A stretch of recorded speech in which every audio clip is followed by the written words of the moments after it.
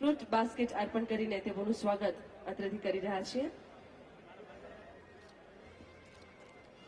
જોરદાર તાળીઓ સાથે આપણે સૌ સ્વાગત કરીશું મંચસ્થ મહાનુભાવો।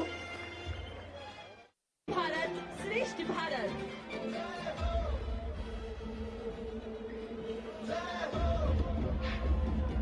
એક ભારત શ્રેષ્ઠ ભારત બનાવવાની ભાવના સાથે તમારા બધાની લાગણીઓને સપનાઓને લઈને જે દેશવાસીઓ જે અમદાવાદીઓ દોડી રહ્યા છે,